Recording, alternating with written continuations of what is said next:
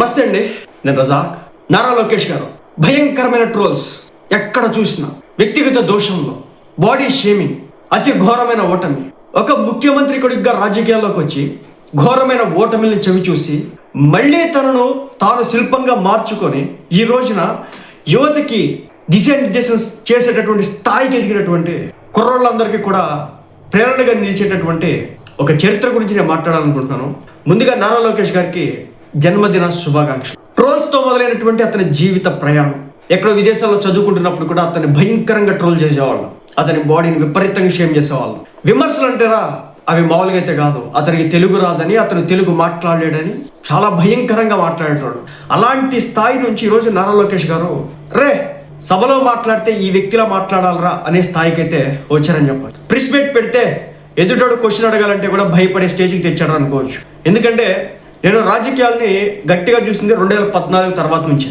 2019లో నారా లోకేష్ గారు యువగళం చేస్తున్న టైంలో కావచ్చు, ఆ సిచ్యువేషన్లో అసలు ఈ పార్టీని ఈ వ్యక్తిని హోల్డ్ చేయగలుగుతాడా, తన జీవితంలో అది సాధ్యమవుతుందా, టీడీపీ పార్టీని వేరే ఎవరైనా టేక్ ఓవర్ చేయాలా అనే స్టేజ్ నుంచి టీడీపీ పార్టీకి ఇతనే ఒక కరెక్ట్ సరైనోడు అనే స్టేజ్కి అయితే ఇతను ఎదిగినటువంటి తీరు, ఇతని తెలుగుకి సంబంధించి ఎన్ని రకాలుగా ట్రోల్స్ జరిగాయంటే వాటన్నిటిని కూడా అధిగమించి ఈ రోజున పతాక స్థాయికి చేరాడు నారా లోకేష్ గారు.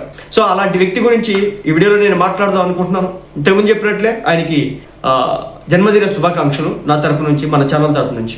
విసిరిన రాళ్ళనే పునాది రాళ్ళుగా మార్చుకోవాలి, విమర్శించిన నోళ్లే ప్రశంసించేలా ఎదగాలి, అప్పుడే అది అసలైన విజయం అవుతుంది. టీడీపీ యువనేత మంత్రి నారా లోకేష్కు ఇది అచ్చు గుద్దినట్టు సరిపోతుందని చెప్పొచ్చు. ట్రోల్స్, బాడీ షేమింగ్తో ప్రత్యర్థులు కుంగదీయాలని తీసిన తన అద్భుతమైన పనితీరుతో వారికి సమాధానం చెప్పాడు లోకేష్. అనతి కాలంలోనే జాతీయ, అంతర్జాతీయ స్థాయిలో ప్రత్యేక గుర్తింపు సంపాదించుకున్నారు. నారా లోకేష్ ప్రయాణం అంత ఆషామాషి కాదని చెప్పాలి. ప్రపంచ ప్రఖ్యాత స్టాన్ఫర్డ్ యూనివర్సిటీలో MBA, కార్నెగీ మెలన్లో బ్యాచిలర్స్ పూర్తి చేసిన ఉన్నత విద్యావంతుడు ఆయన. వరల్డ్ బ్యాంక్లో పనిచేసిన అనుభవం, హెరిటేజ్ సంస్థను లాభాల బాటలో నడిపించిన ట్రాక్ రికార్డు నారా లోకేష్ గారి సొంతం. అలాంటి కార్పొరేట్ లగ్జరీ లైఫ్ను వదులుకొని తాత తండ్రి అడుగుజాడల్లో ప్రజాసేవ కోసం రాజకీయాల్లోకి వచ్చారు నారా లోకేష్ గారు. 2014లో తెర వెనక వ్యూహకర్తగా మొదలై ఆ తర్వాత ఎమ్మెల్సీగా, మంత్రిగా ఆయన ప్రయాణం ఒక ఎమోషనల్ రోలర్ కోస్టర్. అయితే గడిచిన 5 ఏళ్ల కాలం లోకేష్ను ఒక పూర్తి స్థాయి పొలిటీషియన్గా మార్చింది. ప్రత్యర్థుల అంచనాలను తలకిందులు చేస్తూ యువగళం పాదయాత్రతో జనం నాడి పట్టుకున్నారు. ఎండనక వాననక వేల కిలోమీటర్లు నడిచి ప్రజల కష్టాలను స్వయంగా తెలుసుకున్నారు. ఈ పాదయాత్రే లోకేష్లోని పోరాట పటమును ప్రపంచానికి పరిచయం చేసింది. గడిచిన 2 ఏళ్లలో లోకేష్ తనని తాను నిరూపించుకున్నారు. ప్రధాని మోడీ సైతం నారా లోకేష్ను పలుమార్లు ప్రత్యేకంగా అభినందించారంటే అర్థం చేసుకోవచ్చు నారా లోకేష్ తనని తాను ఎలా మలుచుకున్నారు అనేది. ఒకప్పుడు కేవలం చంద్రబాబు తనయుడిగా మాత్రమే తెలిసినటువంటి లోకేష్ ఇవాళ నేషనల్ పాలిటిక్స్లో కీ ప్లేయర్గా ఎదిగారు. ఎన్డీఏ కూటమిలో టీడీపీ ప్రాధాన్యత పెరగడంలో లోకేష్ వ్యూహాలు స్పష్టంగా కనిపించాయి. సాక్షాత్తు ప్రధానమంత్రి నరేంద్ర మోడీ గారు లోకేష్ గారిని విజన్ను, పనితీరును ప్రత్యేకంగా అభినందించడం ఆయన స్థాయిని తెలియజేస్తోంది. ఇటీవల ప్రధానితో జరిగినటువంటి భేటీలో ఏపీ అభివృద్ధిపై లోకేష్ చూపినటువంటి చొరవ, సబ్జెక్ట్ నాలెడ్జ్ జాతీయ నేతల దృష్టిని కూడా ఆకర్షించిందంటే అతిశయోక్తి కాదని చెప్పాలి. ఐటీ, ఎలక్ట్రానిక్స్ శాఖ మంత్రిగా లోకేష్ పనితీరు ఇప్పుడు టాక్ ఆఫ్ ది ఇండస్ట్రీ. గతంలో ఆయన మంత్రిగా ఉన్నప్పుడే HCL, కియా వంటి దిగ్గజాలు ఏపీకి అయితే రావడం జరిగింది. ఇప్పుడు మంత్రిగా బాధ్యతలు చేపట్టిన వెంటనే TCSను విశాఖకు తీసుకురావడంలో సక్సెస్ అయ్యాడు నారా లోకేష్ గారు. దీనివల్ల దాదాపు 10,000 మందికి ఉపాధి లభించింది. ఇక ప్రతిష్టాత్మక గూగుల్ డేటా సెంటర్ని పెట్టుబడి పెట్టడానికి తీసుకొచ్చి చీఫ్ జాబ్ క్రియేటర్గా పేరు సంపాదించుకున్నారు నారా లోకేష్ గారు. రాబోయే 5 ఏళ్లలో 20 లక్షల ఉద్యోగాల కల్పనే లక్ష్యంగా స్పీడ్ ఆఫ్ డూయింగ్ బిజినెస్ అనే కొత్త నినాదంతో అంతర్జాతీయ కంపెనీలను ఏపీకి క్యూ కట్టేలా చేస్తున్నారు నారా లోకేష్ గారు. విద్యాశాఖ మంత్రిగా కూడా తనను తాను నిరూపించుకున్నారు లోకేష్ గారు. ఆయన తీసుకున్నటువంటి నిర్ణయాలు విద్యార్థి లోకానికి కొత్త ఆశలను కల్పిస్తూ ఉన్నాయి. నిరుద్యోగులు ఎంతో కాలంగా ఎదురు చూస్తున్నటువంటి మెగా DSC ఫైలులపై తొలి సంతకం చేయడం ద్వారా తన చిత్తశుద్ధిని చాటుకున్నారు. ప్రభుత్వ పాఠశాలల్లో మౌలిక వసతుల కల్పన, సిలబస్లో మార్పులు, ఉపాధ్యాయుల సమస్యలపై పరిష్కారంపై ప్రత్యేక శ్రద్ధ వహిస్తూ ఉన్నారు. విద్యార్థులతో మమేకమవుతూ వారి ఆలోచనలకు అనుగుణంగా విద్యా వ్యవస్థని ఈ రోజున తీర్చిదిద్దుతా ఉన్నారు. గత ప్రభుత్వ హయాంలో అక్రమ కేసులు, వేధింపులకు గురైన కార్యకర్తలకు లోకేష్ గారు అండగా నిలుస్తూ ఉన్నారు. గతంలో లోకేష్ గారు అవహేళన చేసినటువంటి నేతలు ఇవాళ ఆయన పేరు వింటే వణికిపోతా ఉన్నారు. దానికి ప్రత్యక్ష ఉదాహరణలు కూడా ఈ మధ్య కాలంలో మీరు చూస్తూ వచ్చారు. లోకేష్ గారు తీసుకొచ్చినటువంటి రెడ్ బుక్ ఏపీ రాజకీయాల్లో ఒక సంచలనం.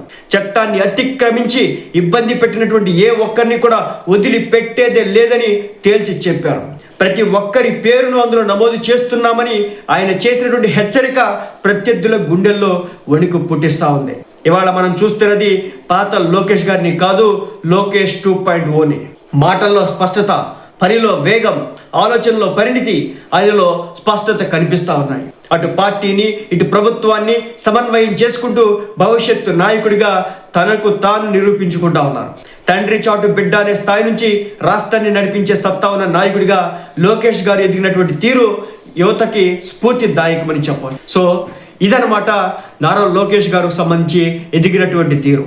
నేను ఇంతకుముందు చెప్పినట్టు 2019 ఎలక్షన్స్ టైంలో 2024కి ముందు కూడా యువగళం చేసే వరకు కూడా నారా లోకేష్ గారు అంటే ఆయన మాట్లాడడం రాదు, ఆయన ఏం పని చేసినా కానీ ఆయనకి ఏమీ తెలియదు అనే విధంగా ఉండేటటువంటి వ్యక్తి నుంచి ఈ రోజున మన నరేంద్ర మోడీ గారు కూడా నారా లోకేష్ గారిని అభినందించే స్థాయికి ఎదిగారంటే ఆయన పడినటువంటి కష్టం, కృషి అంత తేలిగ్గా తీసేసేది. ఆయన మీద రకరకాల అభియోగాలు అయితే మోపారు, ఇష్టం వచ్చినట్టు మాట్లాడారు, చాలా దుర్భాషలాడారు, తన వ్యక్తిగత జీవితాన్ని రోడ్డుకి లాగే ప్రయత్నం చేశారు, తన కుటుంబ జీవితాన్ని కూడా ఇష్టం వచ్చినట్టుగా బజారు పాలు చేద్దామని చెప్పేసి కొన్ని ప్రయత్నాలు అయితే జరిగినాయి.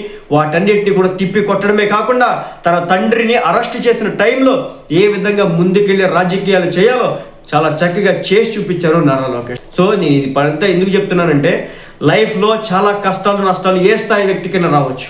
నారా లోకేష్ గారికి అవి వచ్చినాయి, చూశాడు, ఇబ్బందులు పడ్డాడు, ఎదుర్కొన్నాడు, ఈరోజు నిలబడ్డాడు, కలబడ్డాడు, తానేంటో చూపించుకుంటా ఉన్నాడు. కాబట్టి ఇలాంటి వ్యక్తులు మనకి స్ఫూర్తిదాయకం. అది పార్టీలు ఏవైనా సరే మనకి స్ఫూర్తిదాయకం. మీరందరికీ కూడా తెలుసు, నారా లోకేష్ గారిని భయంకరంగా ట్రోల్స్ చేసేవాళ్ళు. ఈరోజు అలాంటి ట్రోల్స్ ఎందుకు రావట్లేదు? ఎందుకంటే నారా లోకేష్ గారు ఎదుగుతున్నటువంటి తీరు. ఒకప్పుడు ఆయన ప్రెస్ మీట్ పెడితే 100 రకాల తప్పులు ఎతికేవాళ్ళు. ఈ రోజు ఎదుటి వ్యక్తులు ప్రెస్ మీట్ పెడతా ఉంటే దాంట్లో ఎదుగుతున్నటువంటి పరిస్థితి, నారా లోకేష్ గారి గురించి మాట్లాడినటువంటి పరిస్థితి ఎందుకు వచ్చింది? ఎందుకు ఆ విధంగా మారారు? సో తనని తాను శిల్పంగా చెక్కుకున్నప్పుడు మనల్ని కూడా మనం శిల్పంలా చెక్కుకోవచ్చు. నారా లోకేష్ గారే ఒక సీఎం కుమారుడిగా రాజకీయాలు వచ్చినప్పటికీ కూడా ఇన్ని ఆటుపోట్లు తిన్నాడు కదా, మరి మన వెనకాల ఏమీ ఉండకపోవచ్చు, మనకు ఆర్థిక బలం ఉండకపోవచ్చు, అంగబలం ఉండకపోవచ్చు, ఎలాంటి బలాలు లేకపోయినా మనలో ఉన్నటువంటి శక్తి మొత్తాన్ని కూడగట్టుకుంటే కనుక తప్పనిసరిగా మనం కూడా నిలబడగలం అనేది నారా లోకేష్ గారి జీవిత చరిత్ర నుంచి మనం అయితే నేర్చుకోవచ్చు. మళ్ళీ చెప్తున్నాను, నారా లోకేష్ గారి జీవితం అంత తేలిగ్గా వచ్చింది కాదు. 2014లో నేను రాజకీయాల్ని చూడటప్పుడు మొదలు పెడితే 2018, 19, 17 ఆ టైంలో రాజకీయాలు పీక్ స్టేజ్కి వెళ్తే 2019లో నారా లోకేష్ గారి మీద ఏ స్థాయిలో దిగజారుడు వ్యాఖ్యలు చేస్తూ ఉంటే ఆ వ్యక్తి అలా నిలబడినటువంటి తీరు కావచ్చు.